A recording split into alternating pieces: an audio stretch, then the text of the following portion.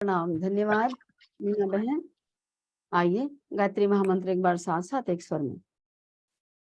ओम भूर्भुवः स्वाहा तत्सवितुर्वरेण्यं भर्गो देवस्य धीमहि धियो यो नः प्रचोदयात्। आप सभी बहनों का प्रांतीय ऑनलाइन प्रांगण में बहुत बहुत स्वागत है दीदी। आप सबका अभिनंदन है। आइए, जैसा कि आप सबको विदित है, आज हमारे कन्या कौशल प्रशिक्षण का द्वितीय दिवस है। कन्या कौशल शिविर कैसे लगाएंगे, कल हमने इसके संबंध में ये चर्चा की थी, बातचीत की थी आरंभ में कि 1 दिन 2 दिन मतलब वनडे 2 दिवस का या 3 दिवस का या 5 दिवस का आवासीय शिविर हम लगाएंगे। और सबसे पहली वाली क्लास जो होती है वो होती है कन्याओं के लिए परिष्कृत व्यक्तित्व निर्माण के सूत्र, जो आपने कल देखा। आज मैं इस बात के संबंध में थोड़ी सी आरंभ में आपके सामने स्पष्ट करना चाहूंगी बात को कि हम कौन सी कक्षा कब लें और क्यों लें, ये भी स्पष्ट हो जाना चाहिए। ये ना सोचा जाए कि हम कुछ भी पहले लेंगे तो बाद में लेंगे तो चल जाएगा, उसका भी एक असर होता है। तो सबसे पहले कोई प्रभावशाली क्लास लेनी चाहिए।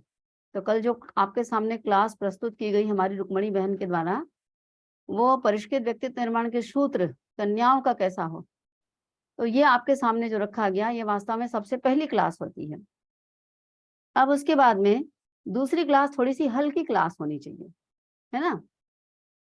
और दिन भर की क्लास है तो बीच में तो आपको भोजन के लिए या जलपान के लिए जो भी आपकी व्यवस्था है, आपको अवकाश देना होगा बीच में।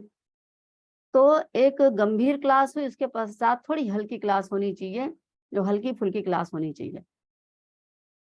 तो दूसरी क्लास जो है स्वास्थ्य की क्लास होती है। स्वास्थ्य रक्षा के सूत्र, सरल सूत्र ये कह लीजिए, आज वो क्लास होगी। अब मान लीजिए 2 क्लास लेने के पश्चात बीच में आपको भोजन अवकाश के लिए छुट्टी देनी है बच्चों को, छात्राओं को। तो आप छुट्टी देंगे, उसके पहले आप उनको क्या बोलेंगे? आप उनको बोलेंगे कि बेटा देखो, अभी आपको 2 क्लास दिया गया, व्यक्तित्व निर्माण के सूत्र आपने समझा, अब आप समझने जा रहे हैं स्वास्थ्य के बारे में, क्योंकि व्यक्तित्व निर्माण का एक जरूरी हिस्सा होता है। स्वास्थ्य ठीक है तो सब ठीक है, अन्यथा सब खटाई में चला जाएगा। और हाँ, स्वास्थ्य की क्लास खत्म होने के बाद आपको थोड़ा अवकाश, ब्रेक दिया जाएगा। आप भोजन इत्यादि करके वापस जब फिर बैठेंगे तो बुद्धि बढ़ाने की वैज्ञानिक विधि, परीक्षा में अच्छे अंक प्राप्त कैसे करें, ये आपको आज उस समय दिया जाएगा। अब ध्यान रखिएगा कि भोजन के पश्चात इधर-उधर मत हो जाइएगा। वापस आ करके आप अपने काम की चीजें सुनने के लिए पूरे दत्तचित्त होकर के बैठिएगा। मैं आपको याद दिलाना चाहती हूँ कि ये जो आपके पढ़ाई-लिखाई से संबंधित बातें आपके लिए बहुत-बहुत महत्वपूर्ण हैं, तो ये मिस ना हो जाए।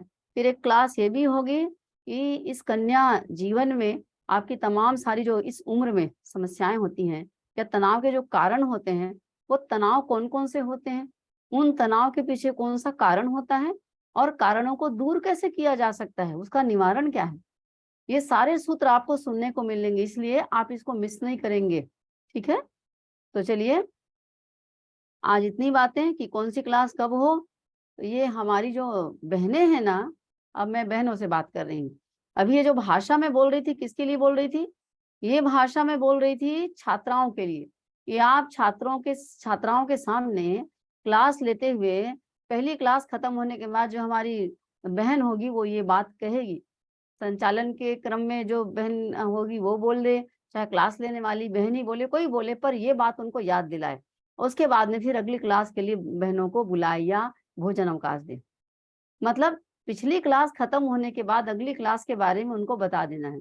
खासकर लंच के बाद में जो क्लास होने वाली वो रोचक होनी चाहिए, उनकी समस्याओं से जुड़ी हुई होनी चाहिए, जिसको मिस करना मतलब बहुत बड़ी मिसिंग उनको स्वयं को लगे, और उनको पहले ही बता दें कि भोजन के बाद में ये क्लास होगी।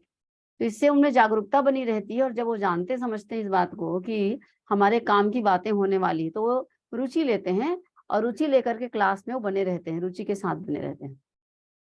ये बात मैं आप लोगों से, प्रशिक्षकों से कह रही हूँ, बहनों से कह रही हूँ। छात्राओं के लिए नहीं कह रही हूँ, छात्राओं के लिए वो बातें थी जिनको बच्चे कह करके, बेटा कह करके संबोधित कर रहे थे वो। तो अब तो इतनी बातें हो गई, अब छात्राओं के लिए आप स्वास्थ्य के बारे में जो कुछ बोलेंगे 2 लाइन कि आपके जीवन के लिए बहुत जरूरी है, तो मैं अपनी प्रशिक्षक बहन सुश्री रुक्मिणी बनछोड़ जी को आमंत्रित करती हूँ कि आए और आपके व्यक्तित्व निर्माण में स्वास्थ्य क्या भूमिका निभाता है और कैसे आप अपने स्वास्थ्य को एक बिना दवा के, बिना अस्पताल के और बिना किसी बहुत खर्च के आप कैसे अक्षुण्ण बनाए रख सकते हैं, इसके संबंध में आप मार्गदर्शन पाएंगे। प्रणाम दीदी, आमंत्रित हैं आप, रुक्मिणी दीदी। प्रणाम दीदी, बहुत बहुत प्रणाम, बहुत बहुत धन्यवाद दीदी आपका। सभी बच्चों को बहुत बहुत प्रणाम। कैसे हैं बच्चों आप लोग? सब कुशल मंगल? सबके सब कॉपी पेन लेकर बैठे हुए हैं हमारे बच्चे, काफी अलर्ट लग रहे हैं। आइए एक बार भारत माता की जय बुलवा लेते हैं। बोलिए भारत माता की जय, भारत माता की जय। हमारे सारे बच्चे अपने देश के प्रति जो उत्साह है वो दिखाई दे रहा है, सबके सब हाथ उठा के बोल रहे हैं भारत माता की जय।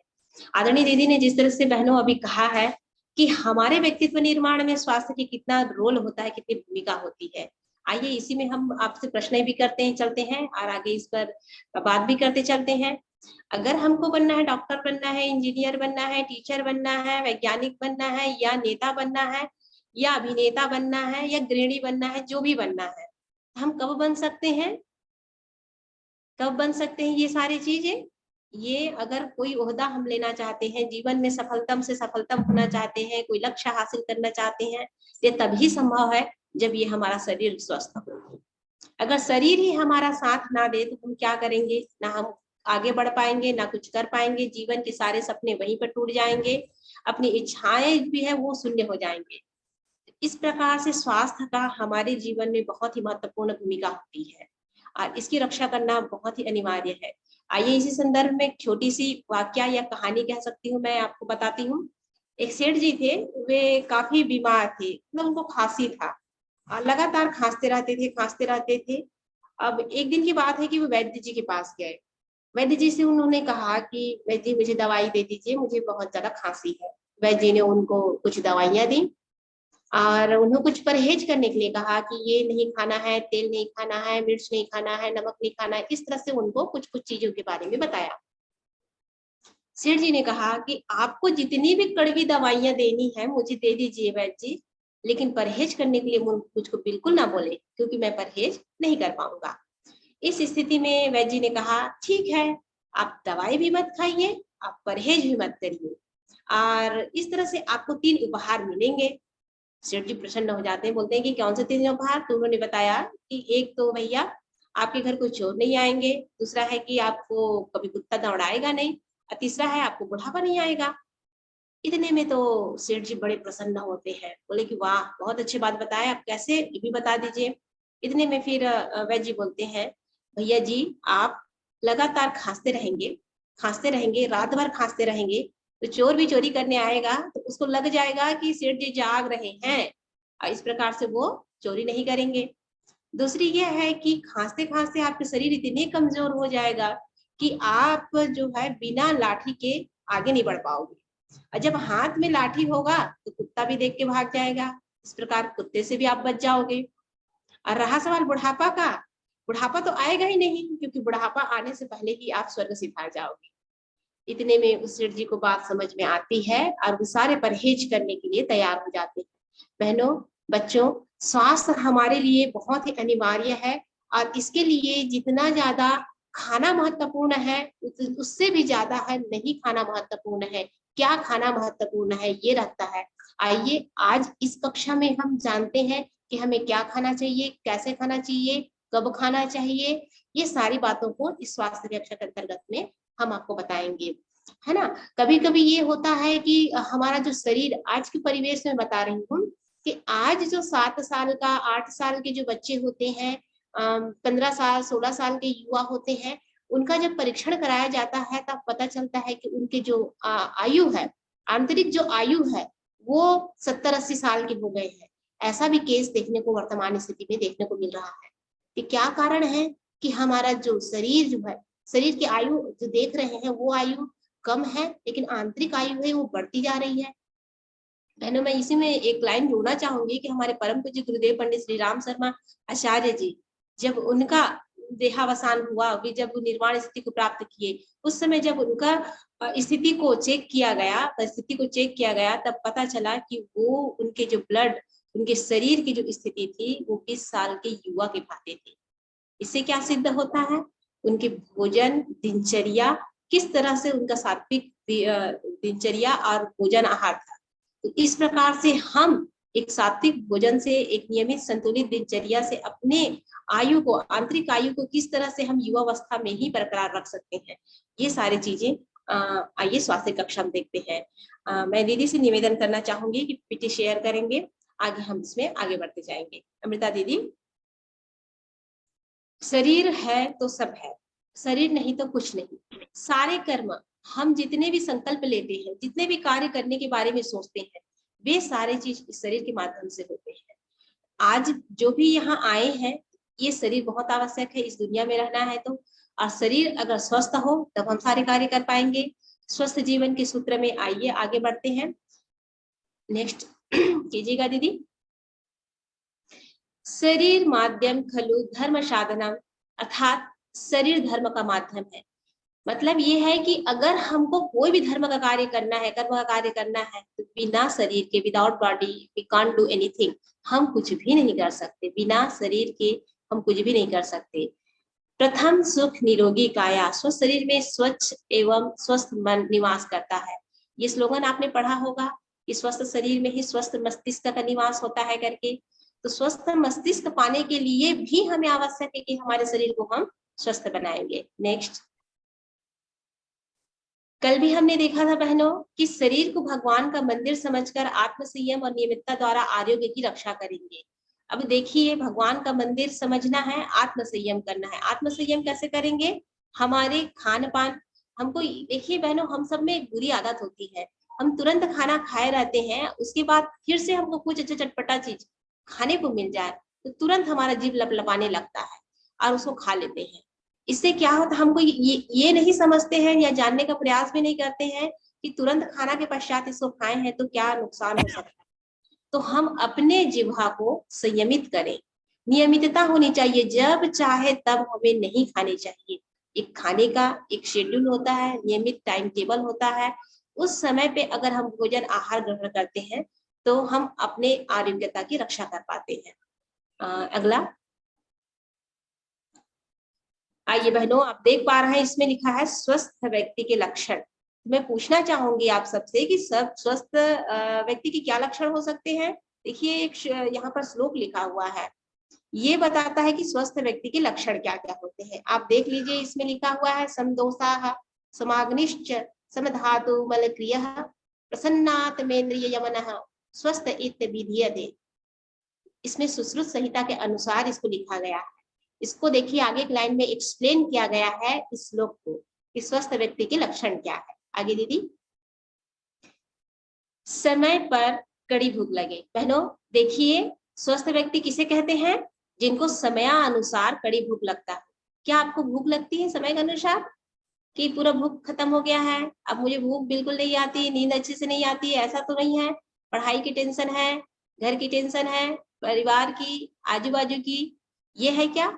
ये है तो आप स्वस्थ नहीं हैं इसके अनुसार। तो कड़ी भूख हमें लगे तो हम स्वस्थ हैं। आगे देखते हैं, शौच क्रिया ठीक से हो रहे हैं क्या? आप सुबह जब उठते हैं तो ठीक से फ्रेश हो पाते हैं क्या? आपका पेट साफ हो पाता है क्या? यदि ऐसा है तो आप स्वस्थ हैं। अन्यथा आप अपना आकलन करते चलिए कि कौन बहन हमारे स्वस्थ है, कौन नहीं है। जो दिया गया है यहाँ पर बिंदु, इसके अनुसार आप ठीक ठीक हैं तो आप स्वस्थ हैं। अन्यथा आप गणना करिए, आपकी समीक्षा करिए। अगला है शीघ्र व गहरी नींद आवे। जो व्यक्ति बिस्तर में जाते हैं और उसको तुरंत अगर उसको नींद आ जाए तो समझ लीजिए कि आप स्वस्थ है, वो व्यक्ति स्वस्थ है। आप अपने घर के माता पिता भाई बहन को भी आप चेक कर सकते हैं, जाते ही कि बिस्तर पे जाते ही किनको नींद आती है, क्या आपको नींद आती है? तो अगर जिनको नींद आ गई, गहरी नींद आ गई, तो समझ लीजिए कि इनका स्वास्थ्य सही है। कार्य करने में मन लगे, आलस्य ना आवे। आजकल तो ये सबसे बड़ी समस्या हो गई है, कार्य करने में मन तो लगता ही नहीं है। आलस्य की बात कहो तो बहुत ज्यादा आलस्य शरीर पे घर करते जा रहा है। तो इस प्रकार से हम कह सकते हैं कॉमनली पूरे विश्व में व्यक्ति सब बीमार है, क्योंकि कार्य में मन नहीं लगता है। अगर कार्य में मन लगता है तो हम स्वस्थ हैं। में प्रसन्नता व स्फूर्ति हो, आप देखिए अपने आप को आकलन करिए कि आपके मन हमेशा प्रसन्न रहता है क्या? आपको कुछ नए कुछ करने का उत्साह रहता है क्या? अगर ये है तो आप स्वस्थ हैं। किसी प्रकार का शारीरिक कष्ट ना हो। आप अपने शरीर को देखिए, सर से पांव तक देखिए, कोई भी शरीर का कोई भी अंग ऐसा है क्या जहां पर आपको तकलीफ हो रही है? नहीं हो रही है। अगर तकलीफ हो रही है तो बिल्कुल आप स्वस्थ नहीं है, और नहीं है तो हाँ बिल्कुल स्वस्थ है। आगे चलते हैं। मुख पर प्रसन्नता व आशावादी झलक, आपके चेहरे पे हमेशा प्रसन्नता रहती है क्या? और एक प्रकार होता है ना, किसी किसी व्यक्ति को देखने पर लगता है कि हमेशा आशावादी, कहने का मतलब देखने से ही मन प्रसन्न हो जाता है कि कितना अच्छा व्यक्ति है, उसको देखने से ही मन प्रसन्न हो जाता है, हमेशा मुस्कुराता रहता है। तो इस प्रकार के जो व्यक्ति होते हैं वो स्वस्थ होने के लक्षण होते हैं। आइए बहनों आगे देखते हैं, बीमारी क्या है इस पर थोड़ा चर्चा कर लेते हैं। क्या आपने इसको जानने की कोशिश की है बीमारी क्या है? क्या कोई बहन बताएंगे क्या? किसी को पता है कि बीमारी क्या है? हम लोग बोलते तो हैं कि वो बीमार पड़ गए, लेकिन बीमारी है क्या? जी, तो आपको स्क्रीन में दिख गया कि बीमारी क्या है।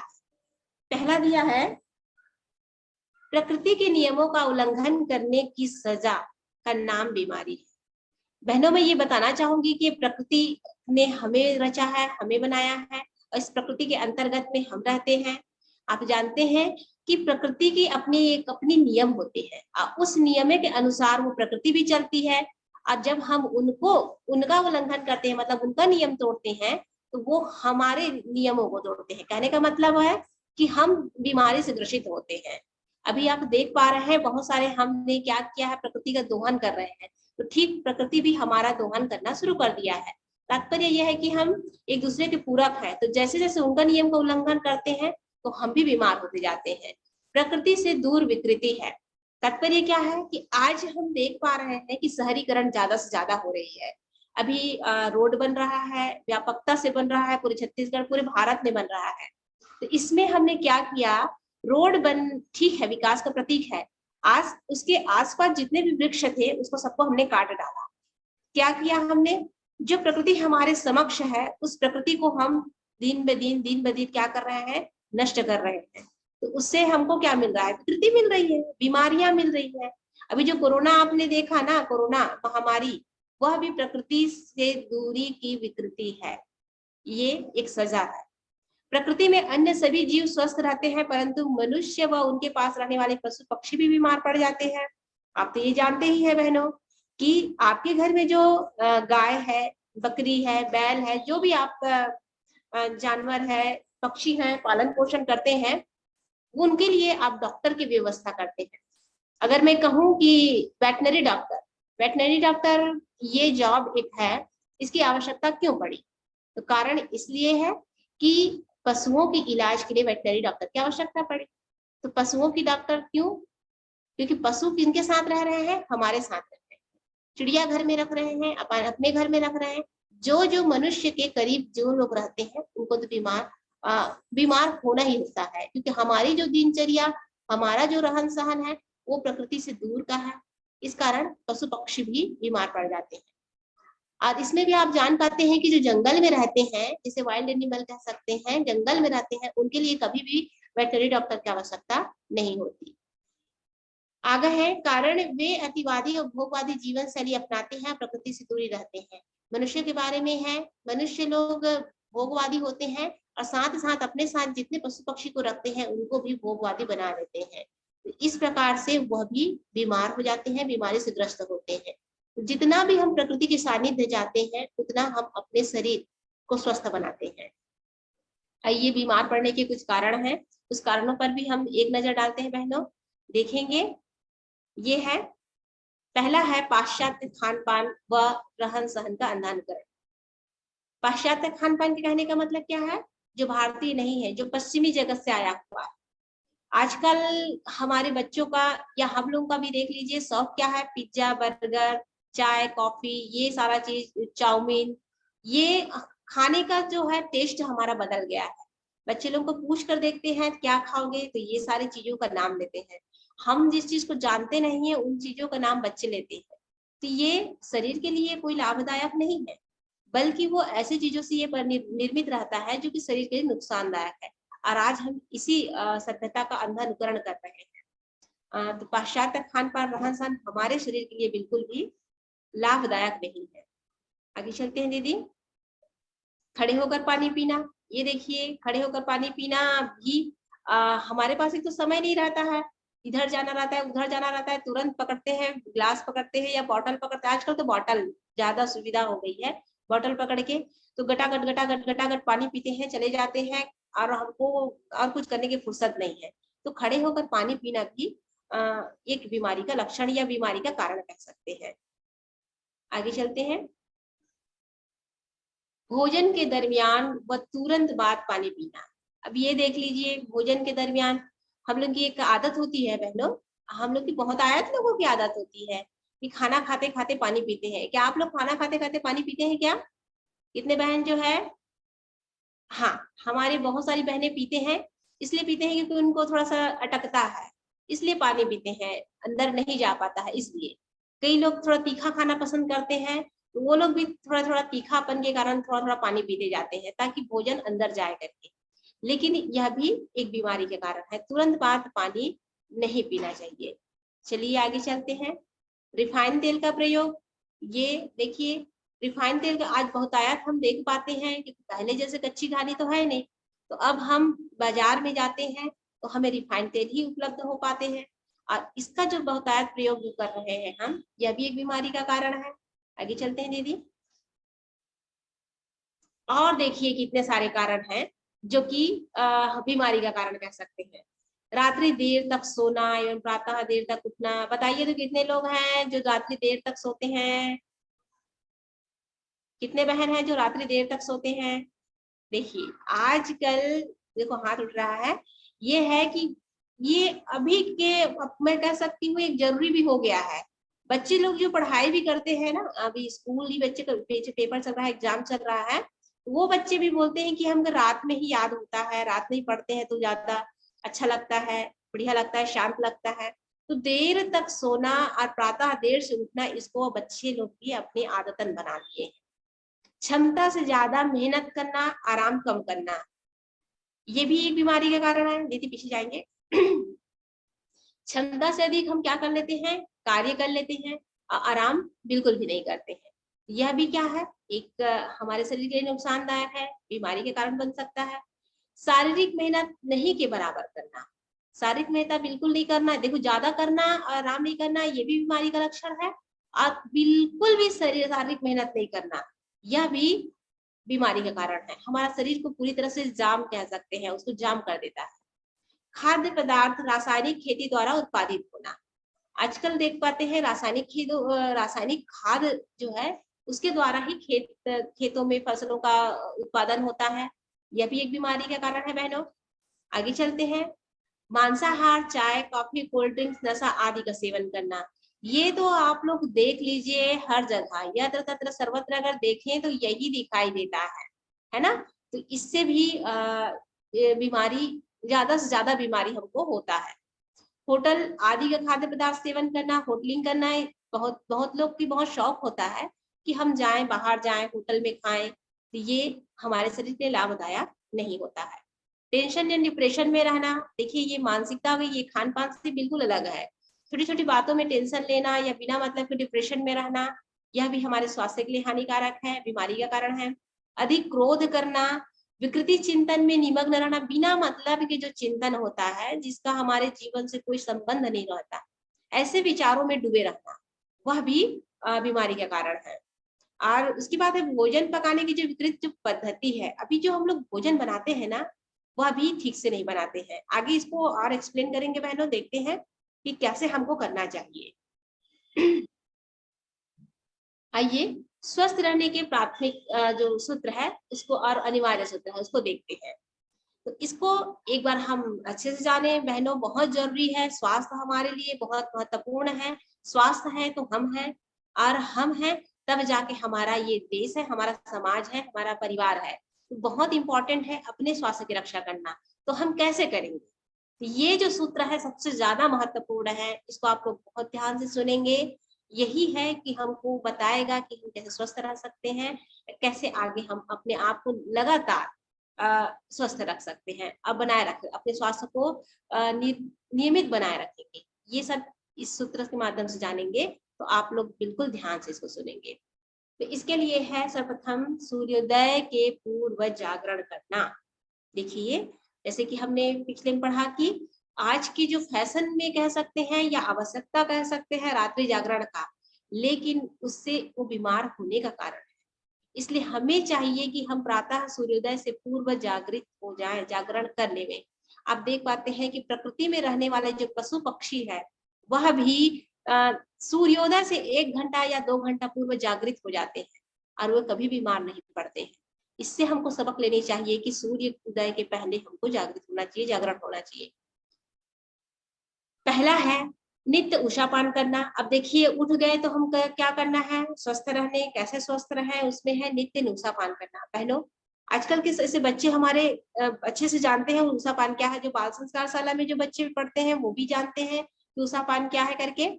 और जो हमारे आज नए बच्चे आए हैं उनको हम बता रहे हैं कि नित्य उषापान करना चाहिए। उषापान होता क्या है? उषा माने होता है भोर, सुबह, पान मतलब होता है पीना। तो क्या पीना? सुबह क्या पीना? पानी पीना। कैसे पीना? सुबह उकड़ू बैठकर पानी पीना। बहनों, रात के समय हम क्या करेंगे, एक तांबे का लोटा लेंगे, उसमें पानी रख देंगे। और कहाँ रखेंगे उसको? एक कोई पाटा में रख सकते हैं, ऐसे जगह में रखेंगे, धरती से ऊपर रखेंगे। क्योंकि धरती में क्या होता है, चुंबकत्व शक्ति होती है, और वो चुंबकत्व शक्ति के द्वारा पानी की जो शक्ति है, ऊर्जा है, उसको खींच देता है। इसलिए जब भी आप तांबे के पात्र में पानी रखें, उसको किसी पाटे में रखें, ताकि उसके जो गुण है वो उसमें मौजूद रहे, और उसको ढक कर रख दें। सुबह जब उठें आप तो उकड़ू बैठकर उसी पानी को ग्लास में रखें और धीरे धीरे धीरे धीरे घुट घुट करके उसको पी जाए। इससे क्या होता है, जब वो तांबे तत्व से जो मिला हुआ पानी जब हमारे पेट के अंदर जाता है तो वो पेट को एक बात तो ये करता है कि वो पूरे नली की सफाई करते हुए जाता है, और दूसरा है कि वो जो उसमें तांबे का जो तात्विक गुण है वो भी हमारे पाचन शक्ति के लिए स्ट्रांगली सहायता करता है। तो ये दोनों चीज हमारे शरीर को बहुत ही ज्यादा लाभ पहुंचाता है। तो उषापान करने से क्या होता है कि हमारे जो जितने भी रात में भोजन किए रहते हैं वो नली धीरे धीरे साफ होता है, नीचे जाता है और वो अच्छे से प्रेशर बनाता है। उसके बाद क्या होता है, उषापान के बाद तुरंत बाद मैं बताना चाहूंगी, उषापान के तुरंत बाद हमको कम से कम योग करना चाहिए। जैसे कि कह सकते हैं अपने शरीर को मोड़ने वाला जो है तड़ासन, तो शरीर को खींचने वाला तड़ासन कर सकते हैं, और तिर्यक तड़ासन कर सकते हैं। इसके बाद से क्या होता है, हमारा पेट साफ होता है, और पेट साफ होना मतलब अच्छा स्वास्थ्य का निशानी है। तो हमको अगर स्वस्थ रहना है तो हमारा नियमित पेट साफ होना चाहिए। पीछे जाएंगे दीदी।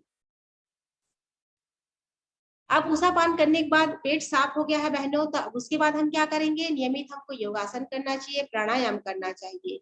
योग करे योग रहे निरोग, ये आप लोगों ने सुना होगा, है ना। योग हमारे भारत की देन है, और आज सबसे ज्यादा योगासन की आवश्यकता है। आज डॉक्टर के पास भी आप जाते हैं तो आपको योगासन करने के लिए वो आपको कहेंगे कि आप ये प्राणायाम करिए, ये योगासन करिए। पिछले समय जब पूरा विश्व कोरोना से पीड़ित था, उस समय भी अगर कोई चीज काम आया तो यही काम आया, योगासन काम आया। तो योग करने से न केवल हमारे शरीर के जितने भी जोड़ हैं वो खुल जाते हैं, बल्कि हमारे जो पाचन शक्ति है वह भी बढ़ता है, हमारे जो स्टेमिना पावर है, रोग प्रतिरोधक क्षमता है, वह भी बढ़ता जाता है। तो इस प्रकार से ये हमारे शरीर के लिए लाभदायक है। आगे बढ़ते हैं दीदी। नियमित ध्यान का अभ्यास करें। ध्यान बहनों ये भी हमारे लिए नितांत आवश्यक है, नियमित ध्यान करना। ध्यान करने से क्या होता है, मन एकाग्र होता है और शांत होता है। मन की शांत बहुत आवश्यक है। देखिए, स्वस्थ रहने के लिए शरीर के साथ साथ मन का भी स्वस्थ होना बहुत अनिवार्य होता है। और मन कब स्वस्थ होगा, जब वो शांत होगा। और वो शांत कब होता है? जब हम ध्यान का अभ्यास करते हैं, एक जगह मन को एकाग्रचित करते हैं। इसलिए नियमित ध्यान करना ही चाहिए। आप जान पाते हैं जितने भी ऋषि मुनि हैं वो ध्यान करते हैं, और इस कारण लंबे समय तक आप जानते हैं कि उनको कोई ना दवाई खाने की जरूरत पड़ती है, ना डॉक्टर के पास जाने की आवश्यकता होती है। इसलिए नियमित ध्यान को अपने जीवन का हम हिस्सा बनाएं और एकाग्रता को भी बढ़ाते हैं। देखिए, आप विद्यार्थी हैं, आप सबके सब, तो विद्यार्थियों की एक समस्या होती है कि हम कैसे पढ़ें, कैसे याद करें, तो इसके लिए भी ध्यान बहुत आवश्यक है। आगे चलते हैं। कड़ी भूख लगे बिना कुछ भी ना खाएं, है ना? तो इसमें देख पाते हैं आप सब बहनों कि हमारी एक आदत होती है ना, अभी चना मिल गया तो खा लिए, थोड़ी देर मूंगफली मिल गया तो खा लिए, उसके बाद कुछ और मिल गया तो खा लिए, फिर मिल गया तो खा लिए। तो ये ऐसा करना हमारे लिए लापरवाही भी है और हमारे बीमारी का कारण भी है। तो जब जब हमें कड़ी भूख लगे तभी हम कुछ खाएं। अगर ऐसा आदत बना लेते हैं तो फिर क्या कहने, ये हमारे शरीर के लिए बहुत ही लाभदायक है। तो हमेशा आप याद रखिए, कड़ी भूख जब भी लगे तभी हम खाएं, अन्यथा कुछ भी मुंह में ना डालें इधर उधर का, है ना? आगे बढ़ते हैं। वे खाद्य पदार्थ कभी ना खाएं जिसे सूर्य प्रकाश और वायु के स्पर्श से वंचित रखा गया हो। ये बहुत ही सही बात है ना? हम लोग के घर में क्या रहता है? फ्रिज रहता है। अब फ्रिज में स्टोर करके हम लोग बहुत सारी सामग्री रखते हैं। हमको लगता है कि फ्रिज में सामान रखने से वो खराब नहीं होता है, इसलिए हम लोग अपनी सुविधा के लिए रखते हैं। लेकिन इस सुविधा में क्या दुविधा है, कभी हमने जानने का प्रयास किया क्या? फ्रिज की जितने भी सामग्री होते हैं वे बिल्कुल भी हमारे लिए उचित नहीं होते हैं, लेकिन फिर भी हम उसको खाए जाते हैं। तो हमें बचना चाहिए फ्रिज की चीजों से, है ना? और अगर फ्रिज की आप फल सब्जी को अगर प्रयोग भी कर रहे हैं तो बाहर निकालिए, उसे नॉर्मल पानी में डुबा कर रखिए, फिर भी उसकी जो क्वालिटी है वो खत्म हो जाता है, इसके बाद ही आप ग्रहण करें।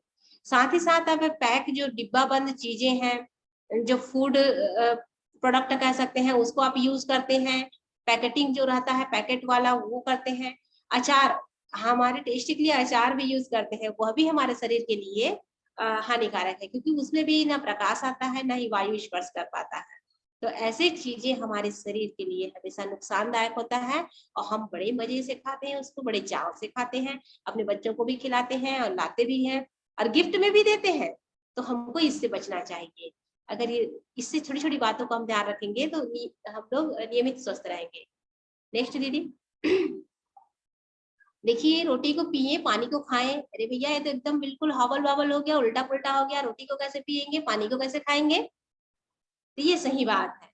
रोटी को इतना चबाएं, इतना चबाएं, इतना चबाएं कि वो पानी के जैसा हो जाए, है ना? और उसके बाद उसको अंदर निगले। कहने का मतलब है, अगर रोटी को हमारा दांत नहीं चबाएगा तो अंदर में आंत को चबाना पड़ेगा, तभी पचेगा वो। और आंत ये काम करेगा तो बेचारा आंत का क्या होगा, सोचिए जरा, है ना? इसलिए हमेशा जब भी हम खाना खाते हैं, रोटी खाते हैं, तो कहते हैं कि हमारे 32 दांत है तो 32 बार चबाएं। एक और जैसे हम मुंह में डालते हैं उसको 32 बार चबाएं, तब वो पानी की तरह हो जाएगा। उसके बाद खाएं तो वो अच्छे से पचता भी है ना? अब पानी को खाएं का मतलब क्या है? ये गट गट गट गट, ये पानी पीना हमारे शरीर के लिए हानिकारक होता है। कभी भी आप इस तरह कार्य ना करें। पानी को जब भी आप पिए तो घूंट घूंट मुंह में घुमा घुमा के पिए। किस लिए हमको मुंह में घुमा घुमा कर पीते हैं? आप जानते हैं कि हमारे मुंह में लार है, लार ग्रंथि है। हम पानी को घुमा घुमा के पीते हैं तो वो भी उसमें मिक्स होता है, और धीरे से पीते हैं तो अंदर जाता है। इस प्रकार से लार जो है वो अंदर जब जाता है तो वो हमारे शरीर के लिए, लार भी बहुत ही लाभदायक होता है। तो हमेशा पानी को आप घुट घुट कर पिए, मुंह में घुमा घुमा कर पिए, है ना? तो इस प्रकार से रोटी को आप पिए और पानी को चबा चबा कर पिए, अर्थात खाएं। आगे दीदी। पानी हमेशा बैठकर एवं धीरे धीरे चूस कर पिए। देखिए कितनी बढ़िया बात यहाँ पर कहा गया है ना? अभी तक हम कैसे पीते थे? भागम भाग, खड़े होकर पानी पी रहे हैं, दौड़ दौड़ कर पानी पी रहे हैं, चल चल कर पानी पी रहे हैं क्योंकि हमें प्यास लगी है। लेकिन नहीं, वो एक लापरवाही का एक प्रकार है ना? अगर हमें स्वस्थ रहना है तो पानी हमेशा हमें बैठ कर पीना चाहिए। चाहे कितनी भी जल्दबाजी में क्यों ना हो, हम वहां पर देख लें स्थान कहीं पर और बैठ जाएं और धीरे धीरे चूस चूस कर पानी पिए। यही पानी पीने का तरीका होता है। एक बार पीछे ले जाएंगे दीदी। बहनों, आप लोगों को मैं बताना चाहूंगी कि जब ये हम अभी हमारी माताएं लोगों को आप देखेंगे, घुटने में कितना दर्द होता है ना? घुटने में दर्द होता है, जोड़ों में दर्द होता है, तो उसका भी कारण है ये। जब खड़े खड़े जब हम पानी इस तरह से पीते हैं तो आप जानते हैं कि हमारे शरीर में क्षितिजल वायु गगन समीरा है ना, क्षितिजल पावक गगन समीरा, तो ये पांचों तत्वों से बना है, वायु तो रहता ही है। जब हम पानी पीते हैं तो क्या होता है, ये जो अंदर में जो हवा होता है इधर उधर जाता है, अपने लिए जगह ढूंढता है, तो कहाँ पर जाता है, वो ज्वाइंट में जाता है। तो ज्वाइंट में जाने से भी, हवा के जाने से वहां पर भी तकलीफ बढ़ जाती है। इस कारण जब हम बैठ कर पीते हैं तो सारे ज्वाइंट क्या होते हैं, बंधे होते हैं। तो बंधे होते हैं तो कहीं पर भी हवा इस तरह से ज्वाइंट में नहीं जाता। तो कहीं ना कहीं ये हमारे जितने भी ज्वाइंट पेन है उसको भी दूर करने के लिए ये बहुत अच्छा तरीका है कि पानी हमेशा हम बैठ कर पिए। ये बचपन से ही हमको शुरू कर देना चाहिए। बाद में करेंगे तो इसका लाभ तो मिलेगा लेकिन बहुत कम मिलेगा। लेकिन अगर बचपन से अगर हम बैठकर पानी पीते हैं, चूस चूस कर पानी पीते हैं, तो बुढ़ापे में हमें ये वाला तकलीफ जो नहीं होगा। आगे चलते हैं दीदी। भोजन के आधे घंटे पूर्व पानी पी ले व भोजन के 1 घंटे बाद अनिवार्यतः पानी पिए, बीच में नहीं। और कभी बर्फ मिला पानी भी नहीं पीना है। मतलब क्या है, जब भी हम खाना खाते हैं, खाना खाने के आधा घंटे ही पानी पी, आधा घंटे पहले पी ले, उससे पहले भी पी सकते हैं। और भोजन करते करते पानी ना पिए। ये क्या होता है कि हम भोजन करते करते पानी पीते हैं। कभी आपने देखा है क्या होता है, चूल्हे में आग जल रही है, पानी डाल दोगे तो क्या हो जाएगा, चूल्हे में आग जल रही है, पानी डाल देंगे तो क्या होगा दीदी बहनों, बुझ जाएगी, है ना, बुझ जाती है, पानी डालेंगे तो बुझ जाएगा ना जी। ठीक उसी प्रकार जब हम भोजन करते रहते हैं तो हमारी जठर अग्नि है ना, पेट की अग्नि, जठर अग्नि काम करता रहता है, अपना काम करना शुरू रहता है, वो गर्म रहता है ना। और वो गर्म रहता है तभी जाके क्या होता है, वो पाचन करने में मदद करता है। और हम जब पानी बीच बीच में पीते हैं तो वो कहीं ना कहीं जठर अग्नि जो है वो मंद हो जाती है, सुस्त हो जाती है, और पाचन क्रिया में वो सहयोग नहीं कर पाती है। बस यही कारण है। इसलिए हमें भोजन करते करते बार बार पानी नहीं पीना चाहिए, नहीं तो हमें बहुत सारी परेशानियां हो सकती हैं। तो कोशिश करें कि हम आधा घंटे पूर्व पानी पिए और भोजन करने के 1 घंटा बाद पिए, और चूस चूस कर पिए और बैठ कर पानी पिए, है ना। और उसके बाद दिन भर पानी पीजिए, आप दिन भर पानी पीजिए। शरीर, हमारा जो शरीर है ना, वो 70% पानी से बना हुआ है, तो पानी ज्यादा मांगता है। आप भोजन का 70% हमारा पानी ही होना चाहिए, 30% ही भोजन होना चाहिए। तो हमेशा आधा घंटे में थोड़ा थोड़ा पानी आप पीते रहे, शरीर पानी मांगता है। आइए आगे। गौवंश आधारित प्राकृतिक कृषि द्वारा उत्पादित अनाज, दाल, सब्जी, फल आदि का प्रयोग करना। देखिए, गौवंश आधारित मतलब होता है गाय के गोबर से बनी हुई जो खाद है। पहले जमाने में आप देखते थे केवल गाय की जो गोबर है उसकी खाद ही खेतों में प्रयोग करते थे। लेकिन अब क्या होता है, हम ज्यादा से ज्यादा रासायनिक खादों का प्रयोग कर रहे हैं। जब से हरित क्रांति आई है बहनों, है ना, आप लोगों को ये विदित होगा, जानकारी होगी, हरित क्रांति आई है तब से रासायनिक खाद का पदार्पण हुआ है। साथ ही साथ ये उन्नत किस्म के बीज, ये सारे चीज उसी हरित क्रांति का ही नतीजा है। तो एक तरफ वो हमारे देश के लिए बहुत ही अच्छा उन्नत किस्म के बीज, हमारे उद्योग धंधे के लिए, हमारे लिए फायदेमंद था, एक विकास का एक प्रतीक रहा। लेकिन दूसरी ओर हमारे शरीर के लिए बहुत ही ज्यादा हानिकारक हुआ। आप जानते होंगे कि पहले जो है खेतों में थोड़ा सा यूरिया, जो भी अभी रासायनिक खाद है, थोड़ा सा डालते थे और फसल हो जाता था। लेकिन अब क्या हो रहा है, वो धीरे धीरे वो मात्रा बढ़ते इतना सारा मात्रा हो गया है। अभी जहाँ किसानों के से पूछिए आप कितना डालते हैं रासायनिक खाद, तो बहुत ज्यादा मात्रा में आप डालते हैं तब जाके फसल उत्पादन होता है। तो वो जो भूमि जो होता है, वो भूमि अब क्या हो गया है, वो पूरी तरह से रासायनिक खाद से परिपूर्ण, मतलब विषैला, विषाक्त हो गया है। तो विषाक्त भूमि से विषाक्त हमको अन्न प्राप्त होता है। विषाक्त अन्न को हम खाएंगे तो बीमार तो पड़ेंगे ही पड़ेंगे, है ना। तो हमें इनसे बचना चाहिए। हमें कहाँ जाना चाहिए, गौवंश आधारित मतलब जैविक खाद की ओर हमें अग्रसर होना चाहिए। अभी देखिए शहरों में अभी कहीं कहीं पर एक स्टॉल लगा हुआ है जहां पर जैविक खाद द्वारा उत्पादित फल सब्जियां बेची जाती है या मिलती है। तो बहनों आप देख पाएंगे कि खाली जो सामान्य मार्केट है वहां आप 10 रुपए में टमाटर लोगे तो वहां आपको 100 रुपए में टमाटर मिलेगा। कारण क्या है, कारण यह है कि वो जैविक खाद है, वो हमारे शरीर के लाभदायक है। जिस गौ वंश को हम पहले कह सकते हैं अपने से दूर कर दिए थे, आज उनकी आवश्यकता हमको बहुत पड़ रही है। तो हमें अब जैविक खाद की वो आगे बढ़ना चाहिए। आप अपने घरों में भी बताएं इस चीज को कि अब रासायनिक खाद को धीरे धीरे हम कम करें या जैविक खाद का उपयोग ज्यादा करें। आगे दीदी। सफेद शक्कर और नमक धीमा जहर है, यथासंभव इनका प्रयोग कम करें। आप घर में क्या यूज करते हैं? शक्कर यूज करते हैं, नमक यूज करते हैं, हम अच्छे से यूज करते हैं। बिना नमक का तो कुछ अच्छा नहीं लगता है ना।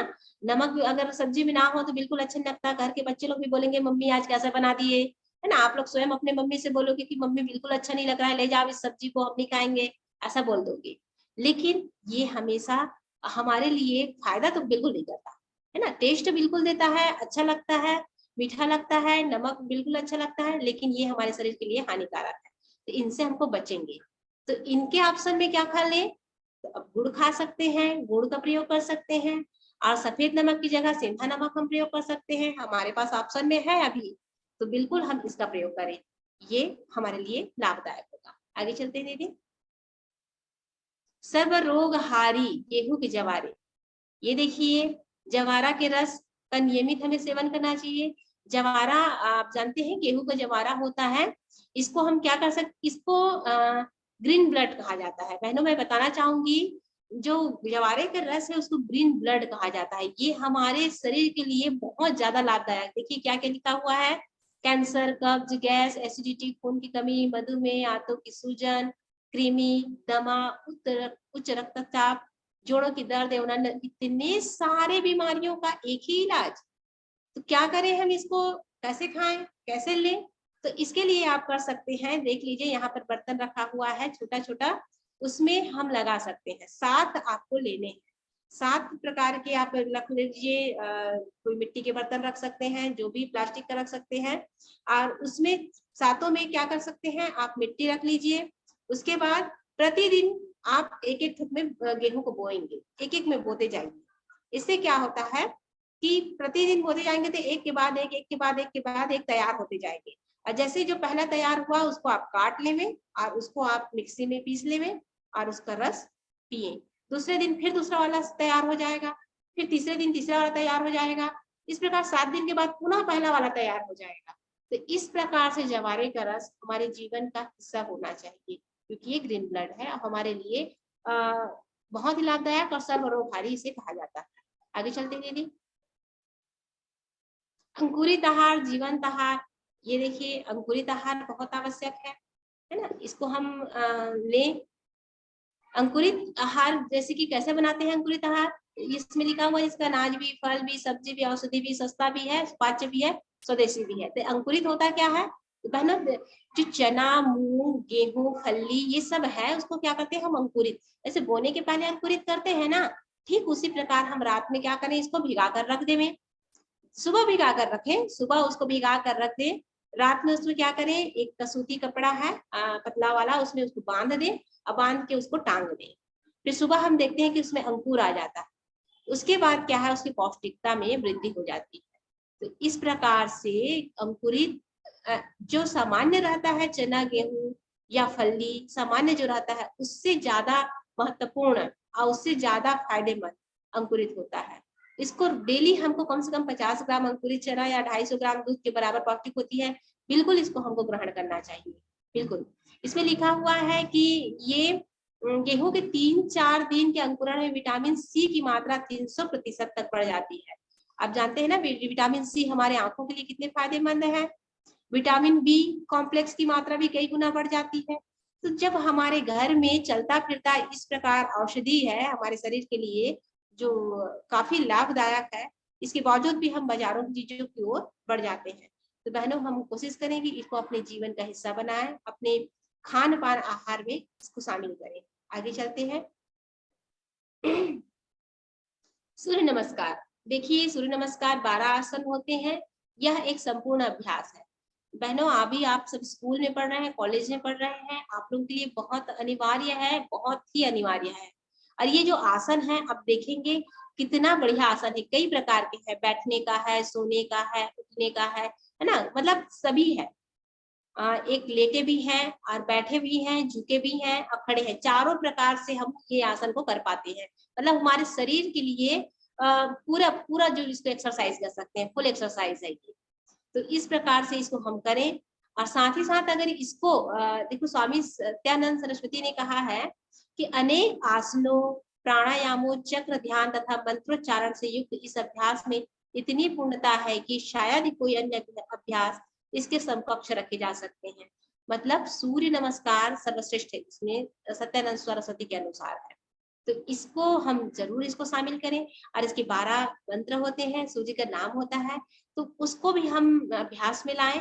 और सूर्योदय के समय अगर इसको करें तो सीधे सीधे हमें सूर्य की ऊर्जा जो है प्रत्यक्ष रूप से प्राप्त होती है, और साथ ही साथ सूर्य के प्रति आस्था भी जागृत होती है। तो इस प्रकार इसको भी हम नित्य अपने जीवन में सम्मिलित करें। आगे चलते हैं। प्रज्ञा योग। प्रज्ञा योग देखिए बहनों, ये देखिए हमारी बेटियों का यहाँ पिक्चर दिया गया है। आप सब हमारी बेटियां यहाँ पर बैठी हुई हैं। प्रज्ञा योग ये भी संपूर्ण एक्सरसाइज है। ये शुरू में करने में हमें थोड़ा सा परेशानी होती है, क्योंकि कुछ एक्सरसाइज इसमें कठिन भी है और कुछ बहुत ही सरल भी है। ये 16 आसनों का समुच्चय है। और इसको ये आसन भी सूर्य नमस्कार जो आसन है उससे कम महत्वपूर्ण नहीं है, बल्कि अधिक है। परम पूज्य गुरुदेव के मार्गदर्शन में विकसित योग व्यायाम की इस पद्धति में आसनों, मुद्राओं, श्वास प्रश्वास क्रम तथा शरीर संचालन की लोम विलोम क्रियाओं का सुंदर समन्वय है। आसनों और प्राणायामों का यह संयुक्त प्रयोग शरीर और मस्तिष्क, स्थूल और सूक्ष्म, दोनों के लिए बहुत लाभदायक है। देखिए इसमें एक प्रज्ञा योग का मुद्रा बना हुआ है, योग मुद्रा का बना हुआ है, उष्ट्रासन है। जो योग मुद्रा है 5वें नंबर पे आप देख पा रहे हैं, इससे ये हमारे मस्तिष्क के लिए फायदेमंद है।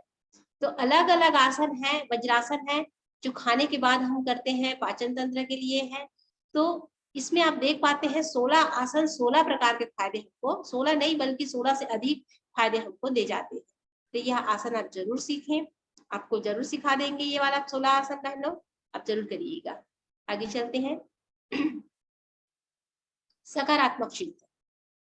सकारात्मक चिंतन ये भी हमारे शरीर को स्वस्थ रखने का एक बहुत बढ़िया टेक्निक कह सकते हैं, है ना। जितना भी हो सके कि हम पॉजिटिविटी की तरफ अच्छा विचार करें, हर चीज में सकारात्मकता को देखें। होता है ना कि आजकल हमको नेगेटिविटी देखने की आदत सी हो गई है, आसपास बिखरे हुए रहते हैं, कोई भी चीज है, स्कूल में मन नहीं लगता, पढ़ाई में भी कोई टीचर अच्छा पढ़ाता है उसको हम कम देखते हैं, खराब पढ़ाता है उसको पहले देख लेते हैं, है ना। घर में माँ अच्छा बनाई है उसको हम पहले नहीं देखते, जो खराब बना है उसको पहले देख लेते हैं। तो हमको आदत डालनी चाहिए जो अच्छी चीजें हैं उसको हम पहले देखें। और हर लोगों के लिए सकारात्मक दृष्टिकोण वो बुरा है कहना बहुत आसान होता है, लेकिन उसमें भी कुछ अच्छी क्वालिटी है, उस क्वालिटी को देख पाना ही सकारात्मकता है ना। और विचारों में भी हम ऐसी चीजों को लाए जो मन को प्रसन्न करें। बहनों मैं बताना चाहूंगी कि सकारात्मक चिंतन और नकारात्मक चिंतन में अंतर क्या होता है। आप समीक्षा ये टेस्ट करिएगा, जब हम किसी विचारों में घुस जाते हैं या विचार करना शुरू करते हैं, तो थोड़ी देर विचार करने के बाद जब लगता है कि एकदम मन एकदम टेंशन टाइप से लग रहा है, तनाव टाइप के लग रहा है, या कोई रिजल्ट में हम पहुंच नहीं पा रहे हैं, कोई समस्या के बारे में विचार कर रहे हैं लेकिन हम कोई परिणाम तक पहुंच नहीं पा रहे हैं, तो आप समझ जाइएगा कि ये नकारात्मक चिंतन। लेकिन जब आप किसी समस्या को लेकर विचार कर रहे हैं और एक निश्चित परिणाम तक पहुंच रहे हैं, तो आप समझ लीजिएगा कि ये चिंतन सकारात्मक है। तो इसी प्रकार सकारात्मक चिंतन हमेशा मन को प्रफुल्लित करता है और नकारात्मक चिंतन मन में डिप्रेशन देता है। तो इसमें आप लोग अंतर कर पाएंगे। आगे चलते हैं। स्वास्थ्य निर्माण के लिए कुछ देखिए महत्वपूर्ण यहाँ पर बिंदु दिया गया है बहनों, देख लीजिए। चोकर बिना आटा स्वास्थ्य का घाटा, ये लिखा है, बहुत बढ़िया ये लाइन लिखा हुआ है। आजकल हम क्या करते हैं, आटा को छान छान कर छन्नी रहता है ना घर में, छान छान कर खाते हैं, लेकिन हम भूल जाते हैं कि जिसको हम फेंक रहे हैं छान कर वो असली चीज है। तो जब भी आप गेहूं पिसा कर आते हैं तो वो चोकर युक्त आप उसको रहता है, उसको छाने नहीं, बिल्कुल उसी के साथ ही उसको गूंथे या रोटी बनाकर खाएं, ये ज्यादा लाभकारी होता है। भोजन उपरांत मूत्र त्याग व 15 मिनट वज्रासन। भोजन करने के बाद तुरंत मूत्र त्याग इसलिए है कि शरीर में जो विषाक्त चीजें होती हैं बाहर चली जाती है, इसलिए इसको हमारे आदत में इसको हमको शामिल करना चाहिए, बहुत आवश्यक है। और उसके बाद 15 मिनट वज्रासन में बैठे, है ना। वज्रासन से क्या होता है कि ये हमारे पाचन शक्ति को ये स्ट्रॉन्ग करता है बहुत ज्यादा। तो इससे बढ़िया है कि हमें छोटी छोटी बीमारियां भी नहीं होती हैं, पाचन भी सही समय पे हो जाता है, ये जरूर शामिल करें। सप्ताह में एक दिन या एक समय का उपवास रख सकते हैं। सप्ताह भर, महीने भर, साल भर हम खाते ही रहते हैं, तो क्यों ना एक दिन उपवास रखें, है ना। और ना खाने से ज्यादा फायदेमंद होता है ना खाना होता है। अगर इंसान एक महीने तक उसको अच्छे से ज्यादा खाना दे दीजिए, जरूरत से ज्यादा खाना दे दीजिए एक महीने तक, तो एक महीने क्या, उसके 15 दिन में ही खत्म हो जाएगा। लेकिन आप एक इंसान को आप 3 महीने तक खाना मत दीजिए, केवल पानी में उसको रहने दीजिए, वो जीवित रहेगा, स्वस्थ रहेगा। तो बहनों, आप इस बात को जरूर समझें, खाने से ज्यादा बेहतर है ना खाना। इसका मतलब ये नहीं है कि आप अन्न जल त्याग करके बैठ जाएंगे अनशन में, ऐसा कुछ नहीं है। आप जल उसको ग्रहण करते ही रहिए। पानी बिना नहीं रह सकते, है ना, पानी बिना नहीं जिंदगानी बोलते हैं ना, वही है। तो जल आप ग्रहण करते ही रहें, करते ही रहें। और सप्ताह में एक दिन जरूर कोशिश कीजिए कि एक समय कम से कम अन्न जो भी भोजन है उसको छोड़ दें, ताकि हमारे शरीर की जो मशीन है वो रिलैक्स हो जाए थोड़ा सा। और रिलैक्स होगा तो आगे अच्छे से काम करेगा, है ना। बीमार पड़ने पर आयुर्वेद, योग, प्राकृतिक चिकित्सा आदि को प्राथमिकता दें। अभी बीमार पड़ने पर हम तुरंत मेडिकल से दवाई ले लेते हैं, लेकिन ये हमारे लिए ज्यादा फायदेमंद नहीं होता है ना। चिकित्सा में 3 प्रकार का इसको बताया गया है। चिकित्सा को 3 भागों में बांटा गया है। एक होता है एलोपैथी, होम्योपैथी और आयुर्वेद। 3 प्रकार में बांटा गया है। आयुर्वेद सबसे प्राचीन है, और उसके बाद तो ये होम्योपैथी और जो एलोपैथी वो बाद में आया। लेकिन आज हम सबसे ज्यादा सहारा लेते हैं बहनों, वो है एलोपैथी। अगर सिर दर्द हुआ, डिस्प्रिन ले लेते हैं। बुखार हो गया तो तुरंत कोई दवाई वहां से मिल जाता है, पैरासिटामोल मिल जाता है या जो भी, उसको ले लेते हैं। लेकिन आप इसको देखिएगा, समीक्षा कीजिएगा, ले तो लेते हैं, तुरंत बुखार उतर जाता है, तुरंत सिर दर्द खत्म हो जाता है, लेकिन स्थायी नहीं रहता है। कुछ समय के बाद पुनः सिर दर्द वापस आता है, पुनः बुखार आ जाता है। तो इसमें योग भी बोलता है, आयुर्वेद भी बोलता है, चिकित्सा शास्त्र भी ये बोलता है कि जो एलोपैथी है वो क्षणिक रहता है, और होम्योपैथी है जैसे बीमारी वैसे इलाज, है ना। जैसे हमारा बीमारी रहता है, जब जब बीमार है, जब तक बीमार है तब तक इलाज चलता ही रहता है, चलता ही रहता है, चलता ही रहता है। लेकिन जो आयुर्वेद होता है वो बीमारी के कारण तक जाता है, और कारण तक जाता है मतलब उसके कारण को खत्म कर देता है। इसलिए जो है तीनों में आयुर्वेद श्रेष्ठ है और सबसे प्राचीन है। तो कोशिश करें हम कि आयुर्वेद को अपनाएं। अभी कोरोना काल में भी आप सबके सब काढ़ा पीना शुरू कर दिए थे, है ना। कहाँ गया था वो एलोपैथी दवाई, सब खत्म हो गया था, काढ़े का सहारा। तो इस प्रकार से हम धीरे धीरे आयुर्वेद की ओर वापस आए, ये हमारे लिए ज्यादा लाभदायक है। स्नान हेतु प्राकृतिक साबुन, हल्दी, मिट्टी, नींबू का प्रयोग करें, है ना। और घर से स्नान भी करें, और कम झाग वाला जो साबुन है, ज्यादा झाग वाला तो बिल्कुल इस्तेमाल ना करें। मतलब ऐसा है कि हम प्राकृतिक साबुन घर में बना सकते हैं। आजकल हमारे बहन लोग स्वावलंबन के अंतर्गत बहुत सारे साबुन बनाते हैं, तो आप लोग भी बना सकते हैं घर में साबुन, अपने हाथ से बना सकते हैं, बढ़िया नीम का साबुन बना सकते हैं। मैंने अभी देखा कि बहन लोग आलू का साबुन बनाए थे, आलू का साबुन बड़ा अच्छा लगा, खुशी हुई देखकर। इस तरह से बहन लोग बना लेते हैं घर में, तो आप लोग भी ऐसा बना सकते हैं जिसमें कम झाग हो। और हल्दी भी फायदेमंद है, हल्दी से भी नहा सकते हैं, मिट्टी का प्रयोग कर सकते हैं। पहले तो सब मिट्टी से ही स्नान करते थे, है ना। एक प्राकृतिक ये स्नान कहा जाता है। मिट्टी में स्नान करने के लिए, मिट्टी में आपको डुबाने के लिए कितने ज्यादा पैसा देना पड़ेगा, ऐसा है। तो हम काहे इतना पैसा दें, हमारे घर के आसपास है मिट्टी, है ना। उसको धूप में आप सुखा दीजिए, उसके जो कीटाणु वगैरह है वो खत्म हो जाएगा, उसके बाद उसमें रगड़ कर आप नहाइए। नींबू का प्रयोग कर सकते हैं, तो ये हमारे लिए बहुत अति उत्तम होता है। रात्रि समय शयन के समय सिर दक्षिण या पूर्व की ओर हो, और पैर उत्तर या पश्चिम की ओर। ये भी देखिए, रिलैक्स मोड कह सकते हैं। हमेशा जो सिर दक्षिण की ओर हो या पूर्व की ओर, और पैर जो है पश्चिम या उत्तर की ओर।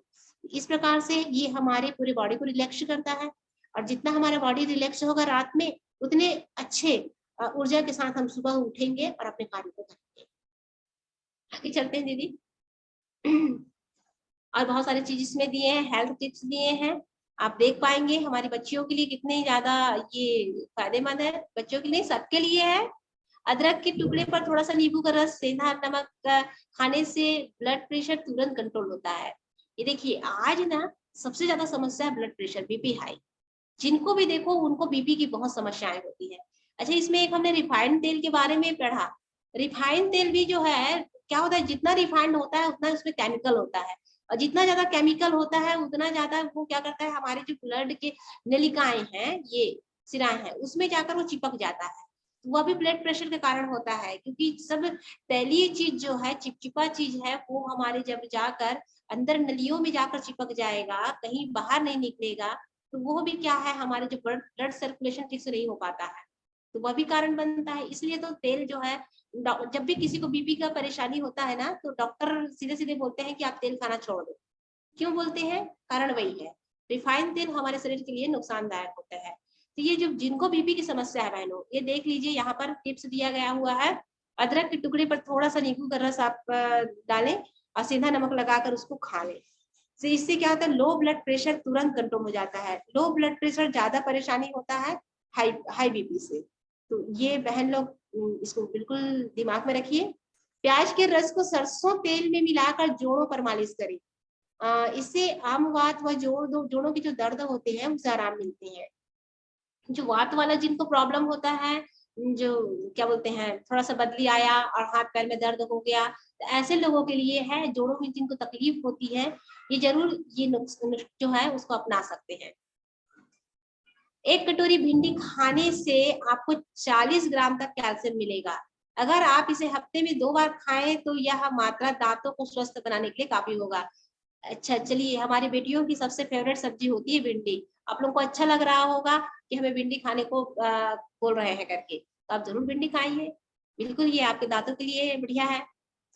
रोज 4-5 बार तुलसी की 6-8 पत्तियों को चबाने से कुछ ही दिनों में माइग्रेन की समस्या से आराम मिलेंगी। हाँ, अभी हमारे जो स्कूल की जो हमारी बच्चियां हैं, उनको माइग्रेन की समस्याएं बढ़ रही हैं। उनके क्योंकि बहुत सारे तनाव होते हैं, टेंशन होते हैं पढ़ाई को लेकर, और कई कारण होते हैं। आगे आदरणीय दीदी जी के द्वारा आप लोगों को एक कक्षा बढ़िया से दिया जाएगा, जिनमें इन सारी चीजों बातों को और भी विस्तार से बताया जाएगा आप लोग को। तो वो माइग्रेन की जो समस्याएं हैं वो भी तो आराम मिलता है। आगे चलते हैं दीदी। मुंह में अगर छाला हो गया है ना, तो आंवले की जो पत्ती है उसको चबाएं, इससे आराम मिलता है। कितनी भी हिचकी आ रही हो, थोड़ा सा गर्म घी पी लेने से तुरंत हिचकी बंद हो जाती है। अगर हिचकी की समस्या है, आ रही है, तो बिल्कुल ये आप कर सकते हैं। यदि स्किन छील गई है, तो उस पर घाव बन गया हो, या तो उसे तुरंत ही साफ पानी से धो लेंगे और शहद का लेप लगा दें। स्किन पर सूजन भी आ गई हो तो भी वो शहद लगाने से चली जाएगी। देखिए कितने बढ़िया उपाय दिया गया है ना। ये क्योंकि सभी घर की समस्याएं हैं, तो ये आप यूज कर सकते हैं, उपयोग कर सकते हैं अपने घर में। आगे चलते हैं दीदी। इस प्रकार से हम कह सकते हैं कि स्वास्थ्य, किस तरह से हम स्वस्थ रह सकते हैं, बहुत सारे इसमें हमने टिप्स देखा बहनों। और इस तरह स्वस्थ रहना बहुत बहुत जरूरी है। और स्वस्थ रहने के बहुत सारे कारण हैं, और जो यहाँ पर बताया गया है कि कैसे हम स्वस्थ रह सकते हैं, कैसे बीमार पड़ते हैं, सारा चीज इसमें बता दिया गया है। तो मुझे लगता है कि आप जरूर इसको अपने जीवन में अपनाएंगे, ऐसा मैं उम्मीद करती हूँ। छोटी छोटी बातें हैं, हम बीमार नहीं पड़ना चाहते हैं और स्वस्थ भी रहना चाहते हैं, तो दोनों चीजें से बताया गया है। तो मैं आप सबसे अनुरोध करूंगी कि यदि इस संदर्भ में आज की कक्षा आपको कैसे लगी ये भी बताएंगे, साथ ही साथ आप लोग कोई भी समस्या है या कोई भी प्रश्न है तो आप जरूर पूछेंगे, हाथ उठाएंगे, ऐसा मैं निवेदन करूंगी बहनों आप सबसे। स्वास्थ्य के संदर्भ में कोई भी प्रश्न पूछना चाहते हैं तो आप पूछ सकते हैं। आज की कक्षा कैसे लगी ये भी आप बता सकते हैं।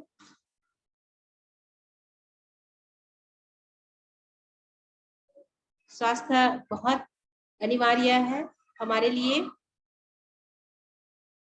एक स्वस्थ व्यक्ति ही एक स्वस्थ राष्ट्र का निर्माण करता है, इसलिए बहुत जरूरी है कि हम स्वस्थ रहें।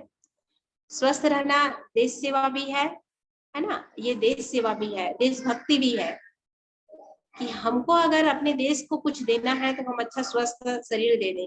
स्वस्थ शरीर से ही हम अपने देश की सेवा कर सकते हैं। आज हमारे बॉर्डर पे आप देख पाते हैं हमारे सैनिक गए हुए हैं, अगर वे स्वस्थ नहीं रहते तो वहां पर उनका अपॉइंटमेंट नहीं होता। तो इस प्रकार से स्वास्थ्य कहाँ से कहाँ तक जुड़ा हुआ है, एक व्यक्ति से लेकर एक राष्ट्र तक जो जुड़ा हुआ है वो है अच्छा स्वास्थ्य। आइए मैं आगे के क्रम के लिए आदरणीय कुंती दीदी जी को सादर आमंत्रित करती हूँ, वो आए। और यदि हमारे बहनों की कोई प्रश्न है तो हमारी दीदी उपस्थित है, कुंती दीदी, हमारी बड़ी दीदी, बहुत अनुभवी दीदी। मैं आदरणीय कुंती दीदी जी को सादर आमंत्रित करती हूँ, आए।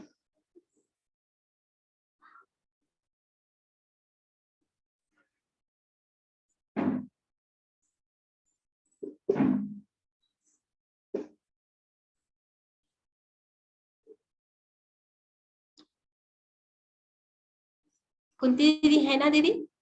अमृता दीदी? हाँ है दीदी, ला रही हूँ उनको स्क्रीन पे।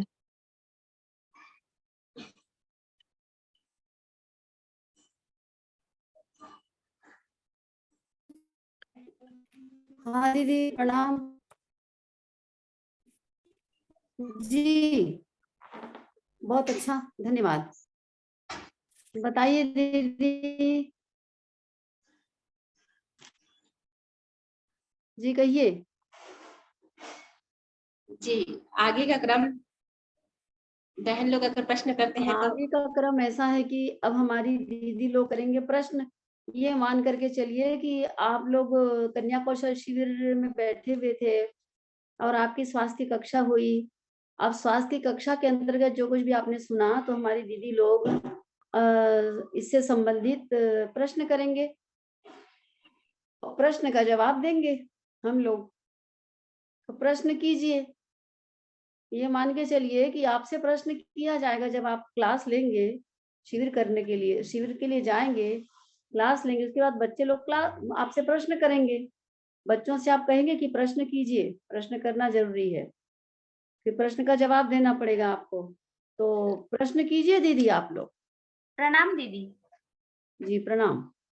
वो क्या बोलते हैं, मेरे को ये प्रॉब्लम होता है, जैसे है ना नॉर्मली जैसे पीरियड में दर्द होता है ना। सुनिए ना, ये वाला जो प्रॉब्लम है वो मत बोलिए। ये नारी समस्या और समाधान के अंतर्गत आता है। ये जो नारी स्वास्थ्य की क्लास ना अलग होती है, नहीं तो उसका जैसे वीडियो डाल देंगे। उस टाइम तो जैसे दर्द होता है ना, तो वो वाला मेरा और भी समय दर्द होता है उसी टाइप से। इसके लिए आप डॉक्टर को दिखाइए।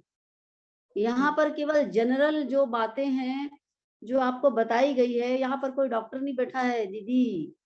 यहाँ पर आपको अपनी स्वास्थ्य की समस्या को नहीं बताना है। यहाँ पर अभी जो लेक्चर हुआ, उस लेक्चर में जो पॉइंट्स थे उसके अनुसार आपको क्या समझ में नहीं आया, उसमें से क्रॉस क्वेश्चन कीजिए। और ये वाला जो प्रॉब्लम है ना, जो विशेष रूप से नारी स्वास्थ्य है, उसकी क्लास अलग होती है और इस प्रकार की समस्या के लिए डॉक्टर को दिखाना है ना, और डॉक्टर की सलाह को मानना है। ठीक है, लेक्चर में से प्रश्न पूछिए। प्रणाम दीदी। हाँ मेरी दीदी, आवाज दीदी? आ रही। मेरा दीदी से प्रश्न है। दीदी ने बताया कि सूर्य नमस्कार और या फिर प्रज्ञा योग कर सकते हैं। तो दीदी जैसे हम लोग अभी बच्चे हैं, पढ़ाई कर रहे हैं, तो इतना लंबा समय तो नहीं मिल पाता कि हम प्रज्ञा योग भी करें और सूर्य भी नमस्कार करें। तो इनमें से कोई एक कर सकते हैं क्या? एक ही करना है, दोनों नहीं करना है, एक ही करना है। आप सूर्य नमस्कार करते हैं, बहुत अच्छी बात, लेकिन गुरुदेव ने जो लिखा और किया उसके अनुसार तो सूर्य नमस्कार की तुलना में अगर आप प्रज्ञा योग करते हैं तो वो ज्यादा फायदेमंद है, क्योंकि उसमें कुछ जोड़ तोड़ करके जो बहुत साइंटिफिक है वो बनाया गया है। आप वांग्मय में जो जिसमें आसन प्राणायाम है, आप उसमें पढ़ेंगे तो पाएंगे संपूर्ण है वो। जो 16 स्टेप्स का प्रज्ञा योग है वो आप 3 चक्र प्रज्ञा योग करिए, कम से कम 3 चक्र प्रज्ञा योग करिए। 5 बार प्रज्ञा योग करेंगे तो बहुत है, इतना कम से कम कर लीजिए। और उसके पहले थोड़ा सा जो पवन मुक्तासन जिसको कहते हैं, वो थोड़ा सा अपना बॉडी को मतलब उसके लचीला बनाने के लिए, जो जोड़ों को रिलैक्स करने के लिए वो किया जाता है। थोड़ा सा बाल संस्कारशाला में सिखाते हैं ना बच्चों को गति योग के अंतर्गत, उस तरह से गति योग भी कर लेंगे तो चल जाएगा। उसके बाद में प्रज्ञा योग के आसन कर लीजिए 3 बार 5 बार बस। और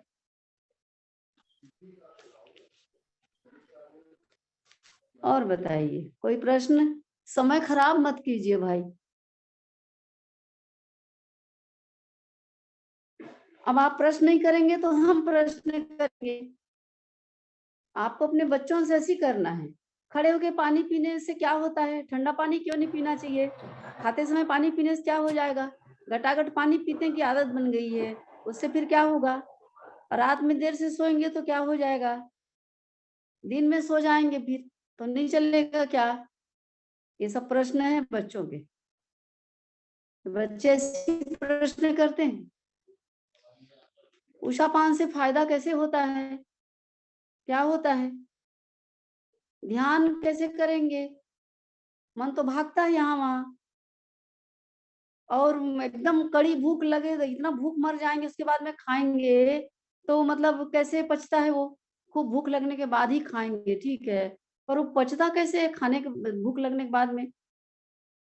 और पानी को गटागट नहीं पीना है, चूस चूस के पीना है। तो ये चूस चूस के पीने से क्या होता है?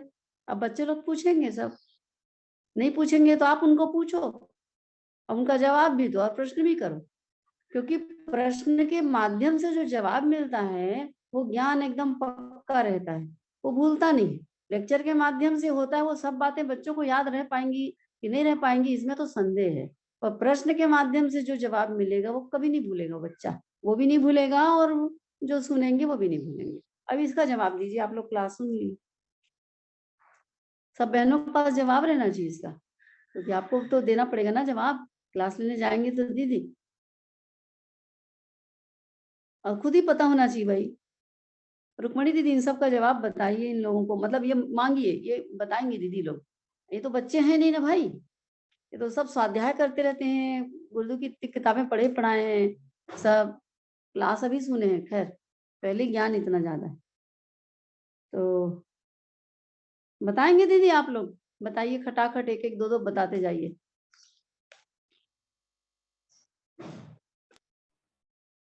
मेरे को लगता है मैं 7-8 प्रश्न तो कर ही डाली।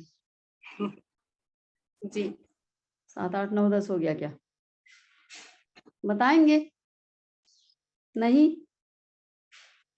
खड़े होकर पानी पीने से किडनी खराब होती है, पानी उतर जाता है नीचे। ठंडा पानी पीने से हमारे अंदर का जो टेम्परेचर है, बॉडी के अंदर का जो टेम्परेचर है, वो जो टेम्परेचर में रहता है, उसी टेम्परेचर में जब खाना और पानी जाता है तो हमारी आंतों को और हमारी इंटरनल बॉडी को ज्यादा फंक्शन नहीं करना पड़ता, वर्क नहीं करना पड़ता, तो वो मजबूत रहता है। बहुत ठंडा पीते हैं तो उसको गर्म होना पड़ता है, बहुत गर्म खाते पीते हैं तो उसको फिर नॉर्मल में आना पड़ता है, सामान्य टेम्परेचर में, तो इससे नुकसान होता है। खाते खाते पानी पियेंगे तो बताए ना अभी आपको क्या होता है? आग में पानी डाल देंगे तो क्या हो जाएगा? बुझ जाएगा। तो वैसे ही हमारी जठराग्नि जो है मंद पड़ जाती है, तो खाना नहीं पचता है। गटागट पानी पीने से एक साथ क्या होता है, और चूस चूस कर पानी पीने से क्या होता है? तो गटागट एकदम एक साथ पानी ढक ढक ढक ढक पीने से जो पाचक रस है हमारे यहाँ, वो पूरा अंदर चला जाता है एक बार, और लार नहीं मिल पाता उसको। मुंह में डालते हैं भोजन को, धीरे धीरे चबाते हैं या पानी को चूस चूस कर पीते हैं, मुंह में घुमा घुमा कर, तो जो लार ग्रंथि में से लार निकलता रहता है, उस लार में मिल करके भोजन भी और पानी भी सुपाच्य बनता है। वो नहीं मिल पाता गट गट गट खाने और पीने से हबड़ हबड़, इससे पाचन में तकलीफ होती है। कड़ी भूख लगने से खाना खाते हैं, खाना खाने से ठीक रहता है। कड़ी भूख लगे बिना खाना नहीं चाहिए, क्या मतलब इसका? वो इसलिए क्योंकि कड़ी भूख लगना इस बात का प्रमाण है, ये इस बात का संदेश है प्राकृतिक रूप से ही, कि जो हमारे पेट में पाचक रस पैदा हो गया है। पाचक रस होता है ना, इंग्लिश में क्या बोलते हैं उसको, आप लोग ज्यादा जानते होंगे। तो पाचक रस जो कि भोजन पचाने वाला होता है, वो जब बन जाता है तो हमारा भोजन हम खाते साथ तुरंत पाचन की प्रक्रिया शुरू हो जाती है और जल्दी पचता है वो। लेकिन भोजन पेट में पड़ा है या भूख नहीं लगी है, मतलब हमारा जो इंटरनल हिस्सा है वो अभी भोजन को ग्रहण करने की स्थिति में नहीं है, भूख नहीं लग रही, इसका मतलब ये होता है। और फिर भी हमने खा लिया तो भोजन या तो पचता है या तो सड़ता है, तो पचेगा नहीं, वो सड़ेगा। इसका ये मतलब हुआ। उषा पान को तो बहुत अच्छे से बताया आपको। उषा पान से क्या लाभ है, उषा पान क्यों करते हैं, कैसे करते हैं, आप बाल संस्कारशाला की किताब में पीछे की तरफ जाइए और विस्तार से पढ़िए। बहुत सुंदर साइंटिफिक समझाया है। आप सब लोग बाल संस्कारशाला भी चलाते हैं तो जानते होंगे, जानना चाहिए। रेफरेंस मैंने दे दिया, उसके अंतर्गत आप देखिएगा तो पता चल जाएगा आप। और नियमित रूप से एक चीज आपको और बतानी थी, वो ये है, रात में देर से सोएंगे तो क्या होगा। देर से सोएंगे मतलब देर से सोने से पूरी नींद नहीं हो पाती, थका थका सा शरीर बना रहता है अपना। अपन 9 बजे के बाद जितना जल्दी हो सके सो जाएं, तो उससे हमारी नींद कम समय में ज्यादा घंटे के बराबर हमें नींद का लाभ मिलता है। हीलिंग ठीक होती है हमारे शरीर की, स्वस्थ रहते हैं हम। जितना कम सोएंगे, ये देर से सोएंगे, तो उससे हमारी हीलिंग ठीक नहीं हो पाएगी। तो कितना ही बढ़िया खाइए पिए, ये बताए थे ना, तो स्वस्थ तो नहीं रह पाएंगे। नींद बहुत बहुत बहुत जरूरी है। और देर से सोएंगे तो देर तक सोते रहेंगे, रात में देर से सोएंगे तो देर तक सोते रहेंगे, तो देर तक सोते रहने पर भी वो चीज नहीं मिलेगी, क्योंकि दिन में सोने से नींद की क्वालिटी जो है वो घट जाती है। रात्रि में जब सोते हैं तो वो नींद की क्वालिटी दूसरी रहती है, गहरी नींद आती है। लेकिन सवेरे सूर्योदय के बाद में सोते रहते हैं, तो रात में सोना और सवेरे सोने में, सूर्योदय के बाद में अंतर रहता है, वो हीलिंग नहीं हो पाती।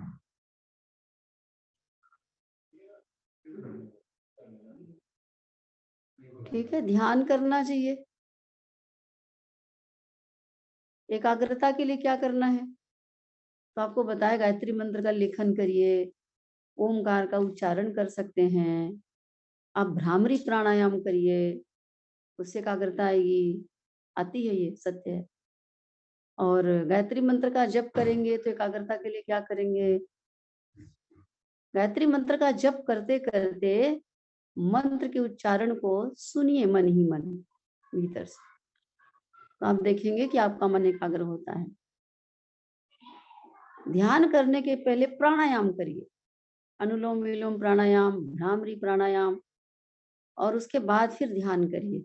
कम से कम 5 मिनट के लिए आप प्राणायाम जरूर करिए। उसके बाद ध्यान करने से आपको एकाग्रता में सहयोग मिलेगा, ध्यान में मन लगेगा, ध्यान हो पाएगा। नियमित समय पर यदि भोजन करते हैं, नियमित समय पर पढ़ाई करते हैं, नियमित समय पर सोते हैं, नियमित अपनी दिनचर्या का पालन करते हैं, तो हमारे शरीर में जो जैविकी घड़ी है हमारी, वो सक्रिय हो जाती है। और हमेशा हमें उसी समय पर पढ़ने बैठेंगे तो याद होगा, उसी समय पर हमें भूख लगेगी, उसी समय पर हमको नींद आएगी। तो हमारा ये जो दिनचर्या में भोजन है, स्नान, भोजन, योग, व्यायाम, ध्यान करना, जप करना, पढ़ाई करना, सोने के लिए जाना, ये सारी चीजों में नियमितता हो तो मजा आ जाए, व्यक्ति स्वस्थ रहता है। इसीलिए उसमें लिखा हुआ था ना, क्या लिखा था, आपने वो स्लोगन देखा, शरीर को भगवान का मंदिर समझकर आत्म संयम और नियमितता द्वारा आरोग्य की रक्षा करेंगे। तो नियमितता मतलब यही नियमितता है। तो नियमितता बनाए रखेंगे तो ये बहुत आसान हो जाएगा। इस तरीके से बच्चों का ये हल्के फुल्के तरीके से, हल्के फुल्के प्रश्न का हल्के फुल्के तरीके से जवाब आप दे सकते हैं। ठीक है दीदी?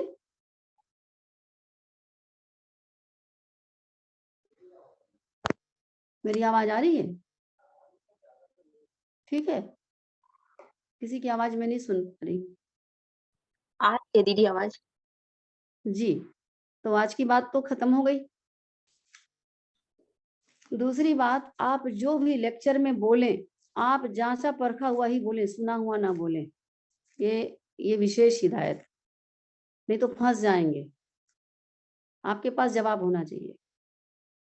दवाई के बारे में भी जब हम बोलते हैं तो और प्रैक्टिकल बातें करें ज्यादा से ज्यादा। प्रैक्टिकल बातों का मतलब अब ये भी नहीं है कि आजकल तो सब समोसा खाते हैं तो बेटा समोसा खा सकते हो, खाओ, ऐसा नहीं बोलना है भाई।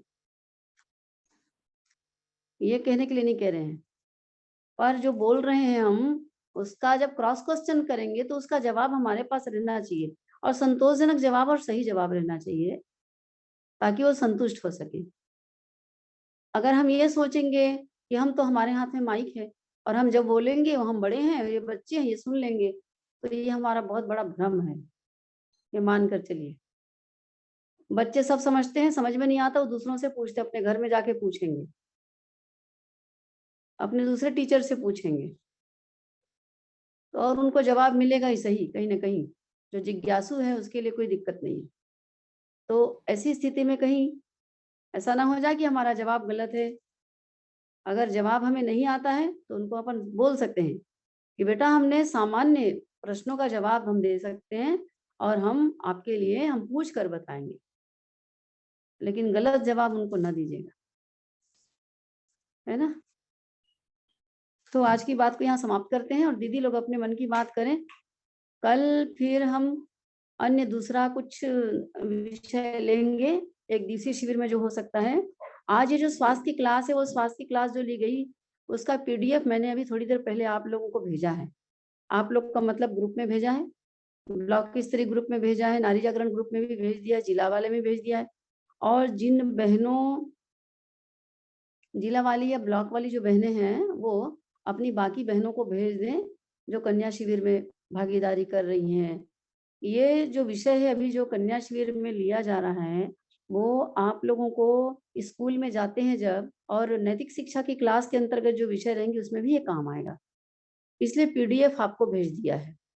सब बहनों के पास में किताब नहीं होगी सोच करके, और किताब है भी कन्या शिविर की, उसमें ये वाला विषय नहीं है। सामान्य ये सामान्य स्वास्थ्य का विषय है, तो सामान्य स्वास्थ्य का विषय जो है वो उसमें नहीं है।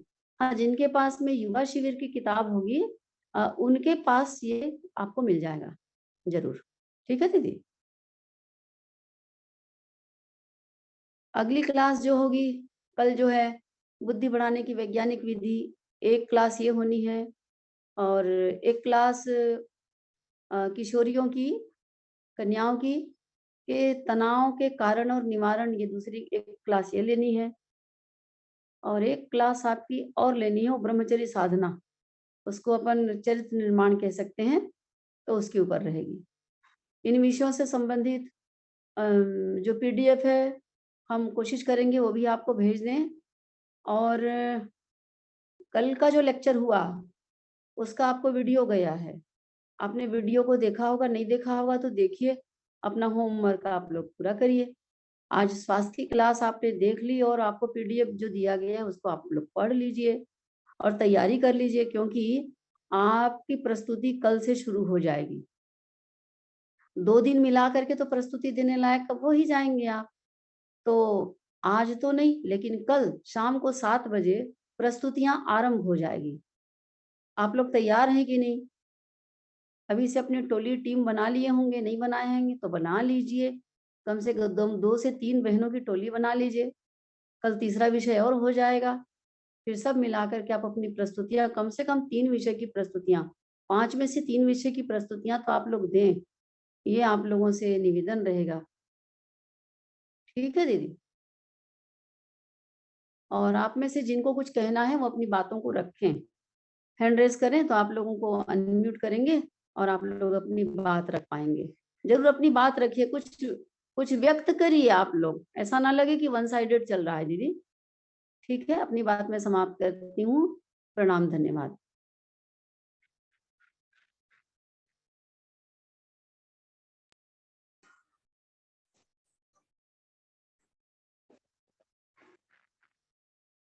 बहनों कोई बात होगा तो आप कर सकते हैं।